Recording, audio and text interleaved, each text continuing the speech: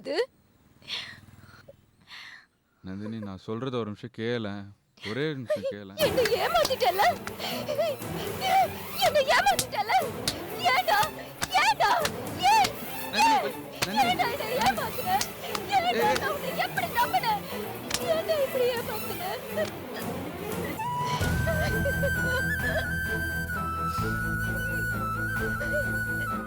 நந்தினி, என்ன அடிச்சு தானே உனக்கு கை வலிக்குது? இதால அடி. அப்போவாது உன் கோவம் போவோம்ல. துரோகி!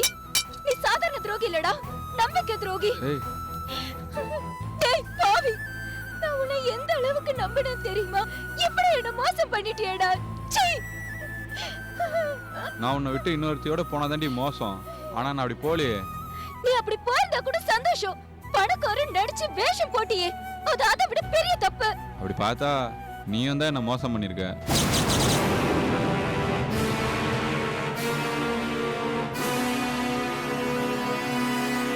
நான் பணக்காரன் சொல்லி ஏமாத்தினது உண்மைதான். நீயும் பணக்காரின்னு சொல்லி ஏமாத்தி தானே என்ன நம்ப வச்ச. நீ ஏழைன்னு தெரிஞ்சதுக்கு அப்புறமும் நான் உன்னை லவ் பண்றேன். ஆனா நான் ஏழைன்னு தெரிஞ்சதுக்கு அப்புறம் என்னை அடிக்கிற, மோசக்காரன்ற, துரோகின்ற. நீ அடிச்ச மாதிரி நான் தான் உன்னை முதல்ல அடிச்சிருக்கணும். நான் உன்னை ஏமாத்திருக்கணும். ஆனா நான் அப்படி செய்யலையே. ஏன் தெரியுமா? நான் இப்பவும் உன்னை உயிருக்கு உயிரா லவ் பண்றேன். நான் ஏழைன்னு தெரிஞ்சதுனால உனக்கு என் மேல இருந்த காதல் போயிடுச்சுன்னா அந்த காதல் திரும்ப வர வரைக்கும் நான் வெயிட் பண்றேன் நந்தினி. ஒரு பணக்காரனுக்கு ஒய்ஃபா இருக்கணும் தான் ஆசைப்பட்ட. அது கண்டிப்பா நடக்கும். அது கொஞ்ச நாள் பொறுத்துக்கோ, கண்டிப்பா நான் பண்ணி காட்டுறேன். எப்படிடா இப்படி மெக்கானிக் ஷெட்ல கூலிக்கு ஸ்பேனரையும் போல்டையும் பிடிச்சிட்டு இருந்தா எப்படிடா பணக்காரன் அவ? நான் இந்த ஷெட்ல வேலை செய்யல. இந்த ஷெட்டுக்கு நான் தான் ஓனர். நான் ஓனர் ஆனதுக்கு முக்கிய காரணம் உங்க வீட்டில் இருக்க நீலாம்பரி மேடம் தான். நம்ம 2 பேர் கார்ல போனதை ஒரு நாள் அவங்க பார்த்துருக்காங்க. அவங்க ஒரு நாள் இந்த கார் ஷெட்டுக்கு வந்து என்னை பார்த்தாங்க.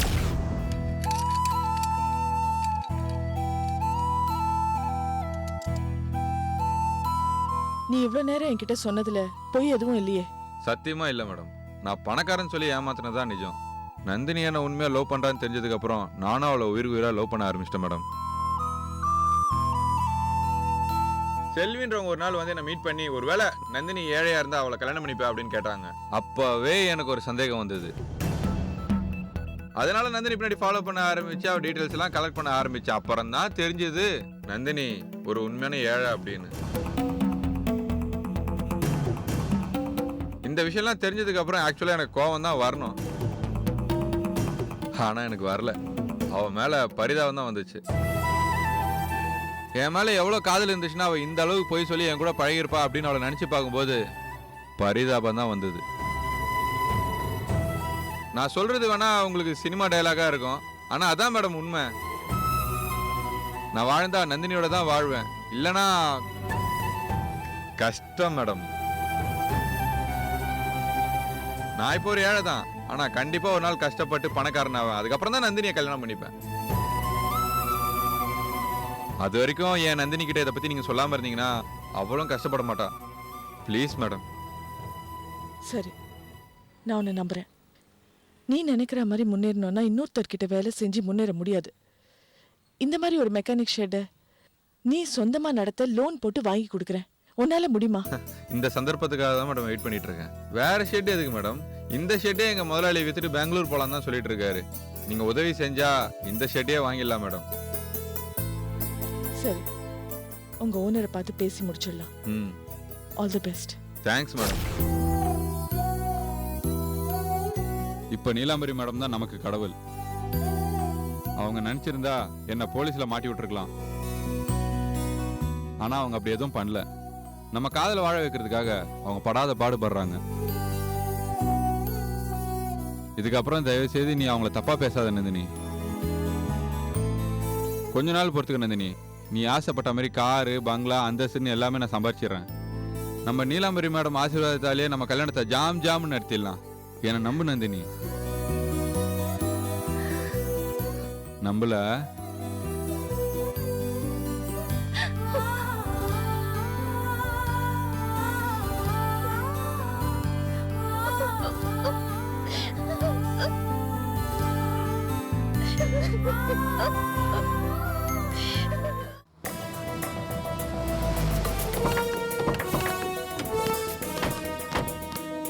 விஷயம்? யாரை பார்க்கணும்? என்னவா உன் முதலாளிட்ட பேசுன கதை தரையா? வாங்கயா. இருங்க ஏட்டியா. சார் சார்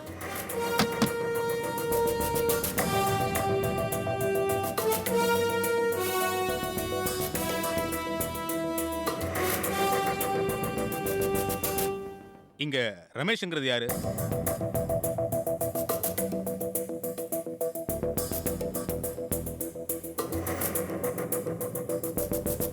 சார் உங்கள்கிட்ட தான் கேட்கிறேன், ரமேஷ்ங்கிறது யாரு? நான் தான் சார் ரமேஷ். என்ன விஷயம்? செக் மோசடி கேஸ்ல உங்களை அரெஸ்ட் பண்றோம்.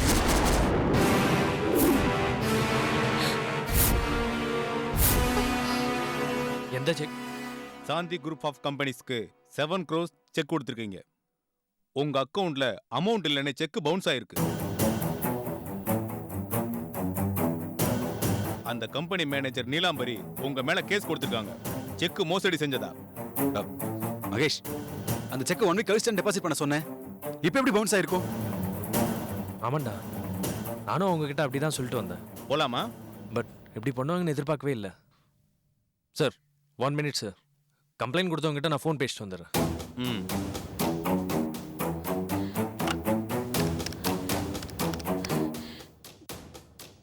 என்னடா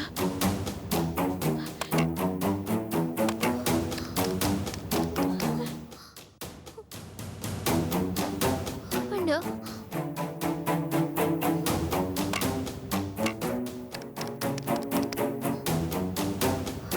என்னாச்சுண்ணா? ச்சே, ரமேஷ், ஃபோன் யாருமே எடுக்கல. இப்போ என்னடா பண்றது? டேய், அப்பா மேல தாண்டா இருக்காரு. இந்த விஷயத்தை அப்பா கிட்ட சொல்லலாம். வா வாங்க. சார் ஒரு நிமிஷம். ம், சீக்கிரம் வாங்க.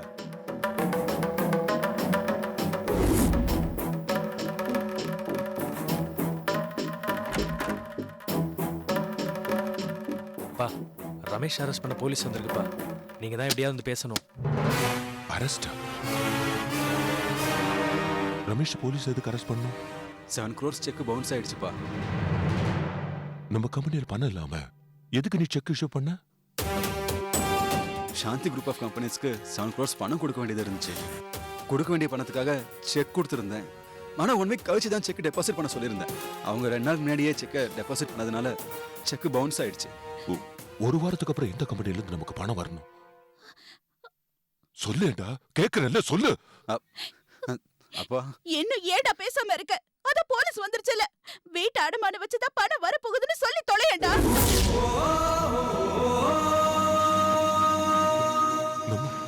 நம்ம வீட்டை அடமானம் பண்ணி 7 கோடி ரூபாய் வாங்கினியா? ஏண்டா இவ்வளவு பெரிய முடிவு பண்ணிருக்க? என்கிட்ட ஒரு வார்த்தை கூட சொல்லலையாடா? ஏண்டா ஏண்டா சொல்லல? ஏன் சொல்லல? ஏன் சொல்லல? அவனை அடிக்காதீங்க, என்ன அடிங்க. நான் தான் எல்லா தப்பையும் பண்ணிட்டேன். உங்களுக்கு தெரியாம எல்லாத்தையும் மறைச்சிட்டேன். கீழே போலீஸ் வந்திருக்காங்க. இவனை எப்படியாவது காப்பாத்துங்க. என்னங்க? ஐயோ. அப்பா, ஐயோ.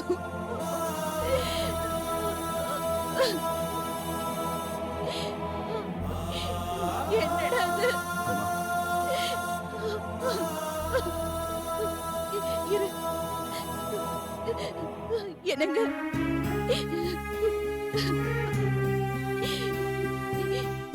என்னங்க? இவனை எப்படியாவது காப்பாத்துங்க. இவன் பாவங்க.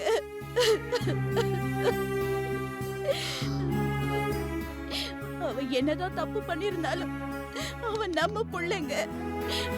அவனை நாம தாங்க காப்பாத்தணும்.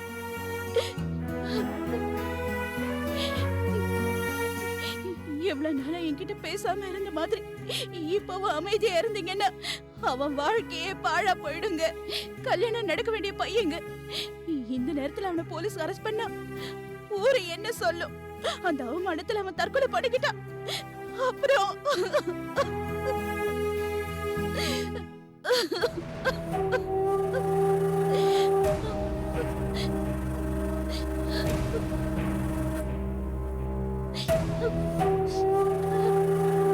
பெத்த என் வயிறு பத்தி எரியுது.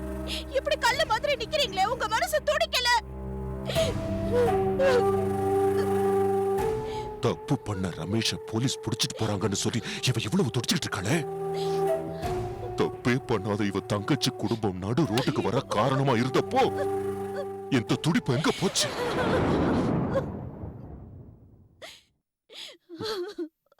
போலீஸ் புடிச்சிட்டு போனா இவன் கல்யாணம் நின்னு போயிடுன்னு துடிச்சுக்கிட்டு இருக்காளே.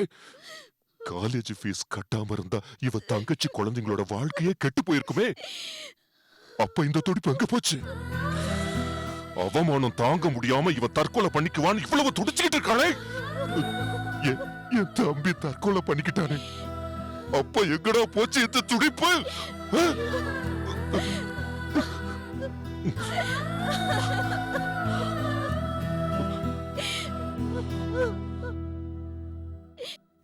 யோ உள்ள போய் கூப்பிடியா? சரி சார். சார் ஐயோ, கொஞ்சம் சீக்கிரம் வாங்க சார், இன்ஸ்பெக்டர் வெயிட் பண்ணிட்டு இருக்காரு. தப்புதாங்க. நான் செஞ்சது எல்லாம் தப்புதாங்க. புரிஞ்சுக்கோங்க. என் மனச புரிஞ்சுக்கோங்க. என்ன மன்னிச்சிடுங்க. தெரியாம என் புள்ள தப்பு பண்ணிட்டாங்க. அவனை எப்படியாவது காப்பாத்துங்க. காலை பிடிச்சு கேக்குற என் பிள்ளைய காப்பாத்துங்க. சார் கொஞ்சம் சீக்கிரம் வாங்க சார், இன்ஸ்பெக்டர் வெயிட் பண்றாரு, சீக்கிரம் வாங்க. ஐயோ, என் பிள்ளைய கூட்டிட்டு போயிடுவாங்க. ஏதாவது பண்ணுங்க சார். இப்ப வரீங்களா இல்லையா? ஐயோ, ரமேஷ் சார் வாங்க. எடுங்க, எடுங்க. நீங்க பாருங்க, உங்களை கையெடுத்து கும்பிட்டு கேட்டுக்கிறேன், என் பிள்ளைய காப்பாத்துங்க. ஐயோ போறாங்க. ரமேஷ் அம்மா.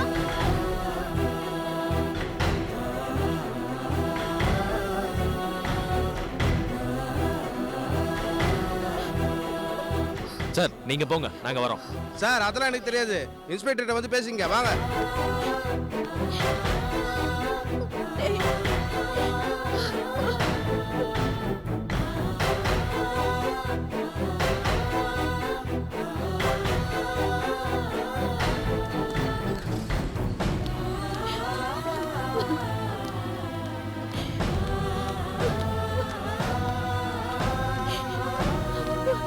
யோ ஏத்தியா வண்டியில?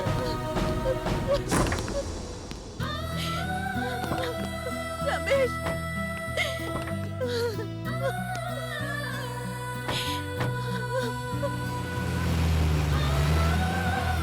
ரமேஷ் ரமேஷ்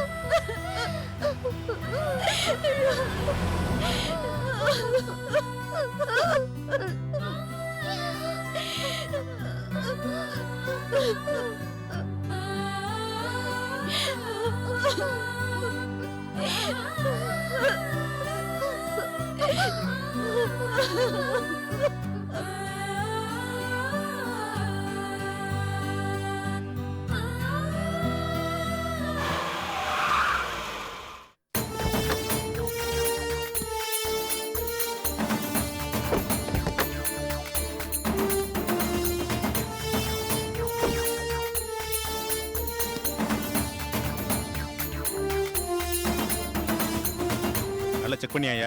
பண்ணிட்டேன் சார். இதோ இந்த அட்ரஸ் தான். இந்த அட்ரஸ்ல தான் இருக்கானா? ஆமா சார், அங்கதான்.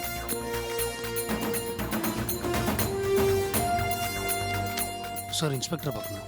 விக்ரம் அதோ அங்க இருக்கார், போய் பாரு. அவர்தான்.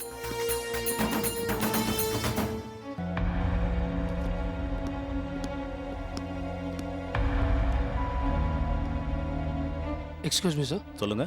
ஐ am Vikram. I am Jayakumar. உட்காருங்க. தேங்க்யூ. உட்கார் மகேஷ். சொல்லுங்க சார். சார் நான் அமெரிக்காவில் நிறைய பிஸ்னஸ் பண்ணிட்டு இருக்கேன். இதை சொல்றதுக்காகவா அமெரிக்கால இருந்து இங்க வந்தீங்க? இல்லை மிஸ்டர் ரமேஷ். ரமேஷ் ஓ இவரா? சொல்லுங்க. ஆமாம், நான் அவரோட ரிலேட்டிவ். இவர் அவரோட தம்பி. ஓ அப்படியா? நல்லது, இருந்துட்டு போங்க.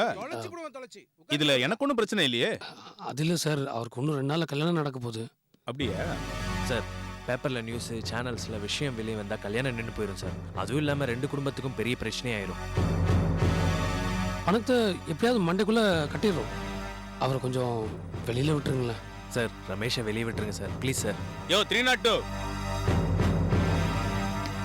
சார். போய் டீ சொல்லியா? Okay sir.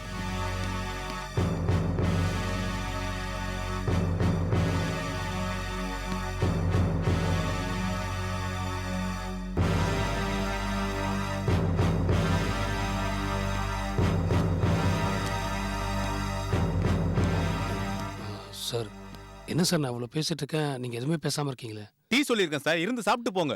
சார் நான் டீ சாப்பிட வரல சார், ரமேஷ் எப்படியா வெளில கூட்டு போகலான்னு வந்திருக்கேன் சார். இத பாருங்க, நீங்க எல்லாம் பெரிய பெரிய கம்பெனிஸ் வச்சிருக்கீங்க. செக் பவுன்ஸ் ஆச்சுன்னு உள்ள வைக்க சொல்லி கோர்ட்டுக்கு போவீங்க, அப்புறம் 2 பேரும் சமாதானம் ஆயிருவீங்க. இதுல நாங்க தலையிட முடியாது சார். சார் ஆக்சுவலி இந்த கம்பெனிக்கு எம்டி ரமேஷ் கிடையாது சார், அவரை பழி வாங்கணுன்றதுக்காக பொய்யான ஒரு கேஸை கொடுத்துருக்காங்க சார். இத பாருங்க, கம்பெனியோட ஓனர் யாரு, பேங்கோட ஓனர் யாரு, இதெல்லாம் நாங்க பார்க்க முடியாது. அரெஸ்ட் வாரண்ட் இவர் மேல தான் கொடுத்திருக்காங்க. அதுக்கு நாங்க என்ன செய்ய முடியும்? சார் உங்களுக்கு என்ன வேணும்னு கேளுங்க சார், நான் அதை கரெக்டாக பண்ணி கொடுத்துட்றேன். ஈவினிங் ஈஸியாக மீட் பண்ணலாம் சார்.